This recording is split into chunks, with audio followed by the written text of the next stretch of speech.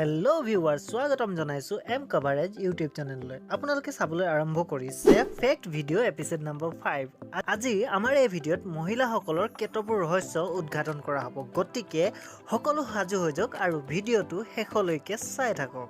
Number 1, viewers, আপুনি কেতিয়াবা মন কৰিছেনে আপুনি কিবা গোপনীয় কথা এটা আপোনাৰ ভণ্টিক কৈছিল, যিটো আপুনি মা বা দেউতাক নকৈছিল। তাই আপোনাৰ পৰা গুণ্ডা টেক্স হিচাপে 50 টকামান পইচাও লৈছিল আৰু আপুনি নিশ্চিত হৈছিলহে যে এই কথাষাৰ মা দেউতাই গম নাপাব, কিন্তু 1 ঘণ্টামানৰ পিছতে আপুনি শুনিবলৈ পালে যে ঘৰত বকনি ষ্টাৰ্ট হৈ গৈছে। মানে ভণ্টিয়ে কথাটো কৈ দিলে। ৰ'ব আপুনি আপোনাৰ ভণ্টিক বেয়া পাই লাভ নাই, কিয়নো বৈজ্ঞানিক গৱেষণাৰ দ্বাৰা প্ৰমাণিত হৈছে যে মহিলাসকলে যিকোনো কথা মাত্ৰ 47 ঘণ্টা আৰু 15 মিনিট সময়লৈকেহে গোপনে ৰাখিব পাৰে। সেয়েহে মহিলাসকলক কিবা গোপন কথা কোৱাৰ আগতে 100 বাৰ ভাবি লওক। ফেক্ট নম্বৰ 2, আপুনি আপোনাৰ ৱাইফ নাইবা আপোনাৰ জীয়েকক লিপষ্টিক কিনি দি ভাগৰি পৰিছে নেকি? উপায় নাই, সেইটোতো আপোনাৰ দায়িত্ব হয়, যিটো আপুনি পালন কৰিবই লাগিব।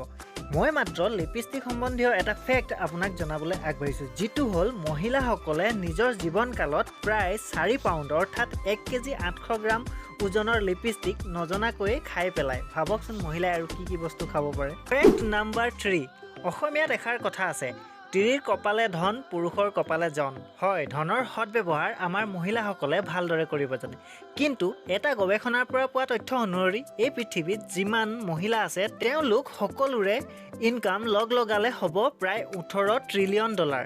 বহুত টকা ন? আপুনি মই হয়তো ইমান টকা সপোনতো দেখা নাই, কিন্তু পৃথিৱীত যিমান মহিলা আছে সকলোৰে খৰচসমূহ যদি যোগ কৰা হয় তেনেহ'লে তাৰ যোগফল হ'ব 28 ট্ৰিলিয়ন ডলাৰ, অৰ্থাৎ 18 ট্ৰিলিয়ন ডলাৰৰ ইনকাম আৰু 28 ট্ৰিলিয়ন ডলাৰৰ খৰচ।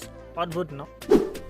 ভিউৱাৰ্ছ, আপোনালোকক এটা প্ৰশ্ন সুধিছোঁ, কথা কোৱাত কোন বেছি পাকৈত বাৰু, পুৰুষ নে মহিলা? তলত কমেণ্ট এটা কৰকচোন।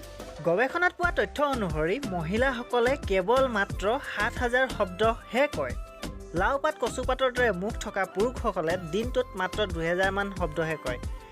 পুৰুষসকলে ইমান কথা ক'ব পাৰে ন?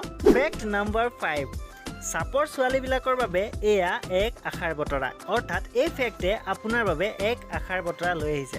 আপোনাক যদি কোনোবাই চাপৰ বা কটীয়া বুলি জোকায় তেনেহ'লে সেই জোকোৱাক আপুনি ধ্যান নিদিব বা সেই জোকোৱাক আপুনি গুৰুত্ব নিদিব, কিয়নো বৈজ্ঞানিক গৱেষণাৰ দ্বাৰা প্ৰমাণিত হৈছে যে চাপৰ ছোৱালীবিলাকতকৈ ওখ ছোৱালীসকলৰ কেঞ্চাৰ ৰোগ হোৱাৰ সম্ভাৱনা প্ৰায় 80% বেছি। অৰ্থাৎ আপুনি যদি এগৰাকী চাপৰ ছোৱালী তেনেহ'লে আপুনি প্ৰায় 80% কেঞ্চাৰ হোৱাৰ পৰা হাত সাৰি আছে অলৰেডি, ভগৱানৰ কৃপাত। গতিকে ভিউৱাৰ্ছ, আশা কৰিছোঁ আপোনালোকে আমাৰ এই ভিডিঅ'টো চাই ভাল পালে, আৰু যদি ভাল পালে তেনেহ'লে লাইক, শ্বেয়াৰ, কমেণ্ট কৰিবলৈ একেবাৰে নাপাহৰিব। আৰু যদি মহিলাসকলৰ এই ৰহস্যৰ বিষয়ে পাৰ্ট 2 ভিডিঅ' বিচাৰে তেনেহ'লে তলত কমেণ্ট এটা কৰি জনাবলৈ একেবাৰে নাপাহৰিব। তেতিয়ালৈকে অন্য এটা ভিডিঅ'ত লগ পোৱাৰ প্ৰতিশ্ৰুতিৰে till then Tata, bye bye.